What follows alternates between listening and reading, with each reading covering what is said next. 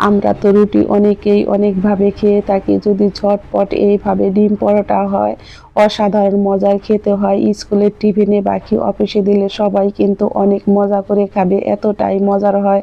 আর tiffin বক্সও কিন্তু খালি আসবে, এতটাই সুন্দর যেমন হয়েছে খেতেও হয়েছে কিন্তু দারুণ মজার। আর এই রেসিপিটা তৈরি করা কিন্তু একদম সহজ, ঘরে থাকা উপকরণ দিয়ে কিন্তু ঝটপট তৈরি হয়ে যায়, এতটাই সহজে। খেতেও হয়েছে কিন্তু অসাধারণ মজার। আমার ছেলেদের তো খুবই পছন্দের একটি নাস্তার রেসিপি, সেই জন্য বন্ধুরা আপনাদের সাথেও একটু শেয়ার করলাম এই মজাদার ডিম পরোটা। আমি তো ডিম পরোটা অনেকভাবে তৈরি করে থাকি, সেই জন্য আমি এই রেসিপিটা আপনাদের সাথে একটু শেয়ার করলাম। যদি আপনাদের ভালো লেগে থাকে অবশ্যই একটা লাইক করবেন, কমেন্ট করবেন এবং আমার নতুন বন্ধু হয়ে থাকলে একটা সাবস্ক্রাইব করতে ভুলবেন না। আমার নতুন এবং পুরাতন সকল বন্ধুদের জানাই আমি অসংখ্য ধন্যবাদ। চলে যাই প্রস্তুত প্রণালীতে। আমি এখানে নিয়েছি 1 বাটি পরিমাণে আটা। আমাদের যে খাবার আটা হয় সেই খাবার আটা দিয়েই কিন্তু আজকে আমি তৈরি করে দেখাবো রুটি। আপনারা চাইলে ময়দা দিয়েও করতে পারেন, কিন্তু আমি আটা দিয়েই করব। এখানে নিয়েছি আমি খুবই অল্প পরিমাণে একটু লবণ। আমি দিয়ে দেব এর মধ্যে অল্প পরিমাণে একটু চিনি, স্বাদটাকে ব্যালেন্স করার জন্য। আমি এখন এর মধ্যে দিয়ে দেব 1 চামচ পরিমাণে সাদা তেল।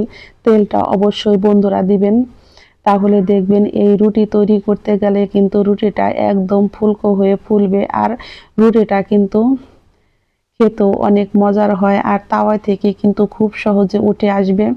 এটাও আপনাদের একটা টিপস। যারা পুরাতন গৃহিণী আছেন তারা তো জানেনই, কিন্তু যারা একদম নতুন রান্না করতে পারেন না তারা যদি এই রেসিপিটা দেখে তৈরি করেন তাহলে কিন্তু একদম পারফেক্টভাবে ডিম পরোটা তৈরি করে নিতে পারবেন। আমি কিন্তু সমস্ত উপকরণ দিয়ে এটাকে বেশ ভালো করে মেখে নিব। এখন আমি দিয়ে দিব পরিমাণ মতো জল। আমি কিন্তু এখানে গরম জল ব্যবহার করব না, আমাদের যে রেগুলার খাবার জল হয় সেই জলটাই কিন্তু আমি এখানে ব্যবহার করব। আমি কিন্তু 1 বাটি আটার জন্য 1.5 বাটি জল দিব। আর জলটা কিন্তু আস্তে আস্তে আমি আটার সাথে মিশিয়ে নিব, কারণ তাড়াহুড়া করে যদি জল দিতে যাই তাহলে কিন্তু এটা গুলে বেশি হয়ে যেতে পারে। সেই জন্য একটু আস্তে আস্তে আমি আটাটাকে এইভাবে আমি গোলা তৈরি করে নিব। দেখতেই পারছেন আমার 1 বাটি জল কিন্তু সম্পূর্ণ লেগেছে। আমি এখন এটাকে বেশ ভালো করে মেখে নিব।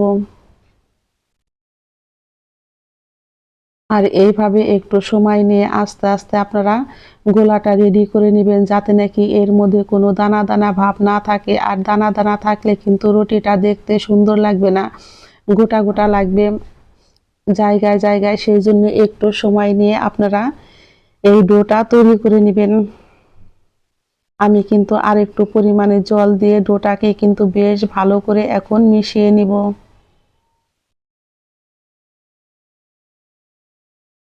এই ডোটা যত ভালো করে মিশানো হয় রুটিটা কিন্তু ততটাই পরিমাণে সুন্দর হয়।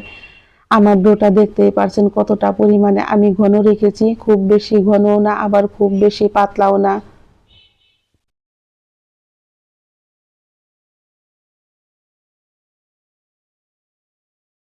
আমি কিন্তু ডিমের ঝুরি দিয়ে আজকে এই ডিম পরোটা তৈরি করব। আর ডিমের ঝুরি তৈরি করার জন্য এখানে আমি নিয়েছি 3টা ডিম। ডিমগুলোকে কিন্তু এখন আমি গ্রেটারের সাহায্যে গ্রেট করে নিব। আপনারা চাইলে কম বেশি ডিম দিয়ে তৈরি করে নিতে পারেন পরিবারের লোক সংখ্যা অনুযায়ী।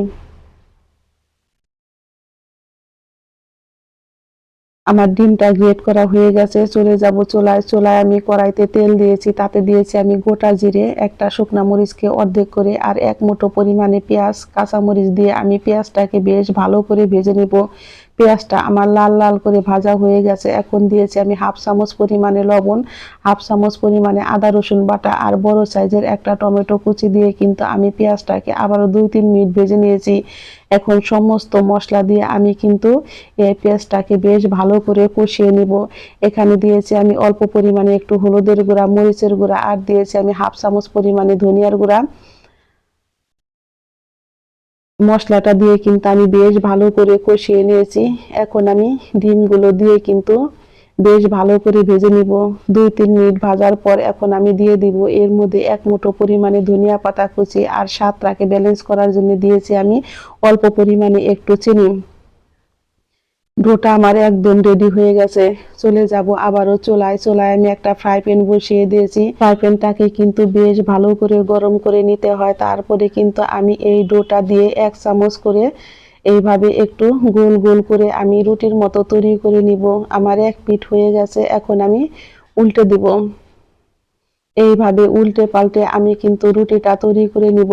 আর দেখতেই পাচ্ছেন আমি দিয়ে দিব এখন অল্প পরিমাণে একটু তেলটা দিয়েও কিন্তু আমি এইভাবে রুটিটা বেশ ভালো করে সেঁকে নিব। আর দেখতেই পাচ্ছেন রুটিটা কিন্তু আমার কত সুন্দর ফুলেছে। এই রুটিটাকে কিন্তু বেশ ভালো করে আমি সেঁকে নিয়েছি। এখন ডিমটা দিয়ে আমরা যেভাবে পাটিসাপটার মতো ভাজ করি সেইভাবে ভাজ দিয়ে কিন্তু আমি এই ডিম পরোটাকে রেডি করে নিব। আর আপনারা চাইলে কিন্তু এটাকে নামিয়ে তারপরে কিন্তু আপনারা ডিমটা দিয়ে দিতে পারেন। আমি সেটাও আপনাদের সুবিধার জন্য একটু দেখিয়ে দিব। আমার ঝটপট তৈরি হয়ে গেল একটা ডিম পরোটা। আর খেতে এতটাই পরিমাণে মজার হয়েছে বন্ধুরা, না খেলে আপনারা মিস করবেন। আমি আবারও 1.5 চামচ পরিমাণে ডো দিয়ে এইভাবে আমি একটা গোল রুটি তৈরি করে নিব। আর অবশ্যই চুলার আঁচটাকে কিন্তু মিডিয়াম টু লোতে রাখতে হবে, তা না হলে কিন্তু নিচের ডোটা পুড়ে যাওয়ার সম্ভাবনা থাকে। আবারও আমার এক পিঠ হয়ে গেছে, এখন আমি উল্টে পাল্টে এইভাবে পরোটাকে ভেজে নিব। আমি দিয়ে দিব অল্প পরিমাণে একটু তেলটা দিয়ে কিন্তু আমি আবারও বেশ ভালো করে উল্টে পাল্টে এইভাবে পরোটা সেঁকে নিয়েছি। আর এইভাবে পরোটা সেঁকে নিয়ে কিন্তু আমি চুলায় থেকে নামিয়ে নিব।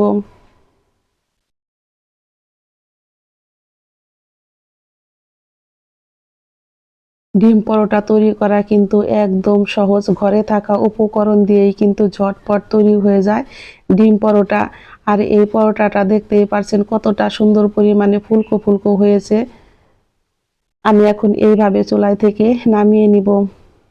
আমি কিন্তু পরোটাগুলোকে ঠান্ডা করে নিয়েছি। এখন আমি সস দিয়ে এইভাবে কিন্তু পরোটার গায়ে বেশ ভালো করে মেখে দিব। এখন এর মধ্যে দিয়ে দিব ডিমের ঝুরিগুলো দিয়ে এর মধ্যে দিয়ে দিব আবারও অল্প কিছুটা পরিমাণে ধনিয়া পাতা কুচি, আর দিয়ে দিব আমি পেঁয়াজ কুচি। কারণ এইভাবে ধনিয়া পাতা, পেঁয়াজ আর টমেটো দিয়ে খেতে কিন্তু আমার কাছে বেশ মজার লাগে। কার কার কাছে এরকমভাবে খেতে ভালো লাগে আমাকে কমেন্ট বক্সে জানাবেন।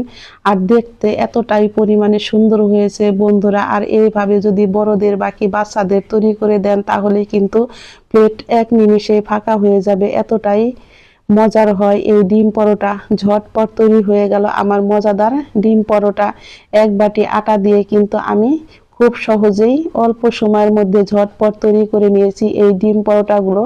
সকলেই ভালো থাকবেন, সুস্থ থাকবেন। আমি আবারও ফিরব নতুন নতুন কোনো রেসিপি নিয়ে। আমার সকল বন্ধুদের জানাই আমি অসংখ্য ধন্যবাদ।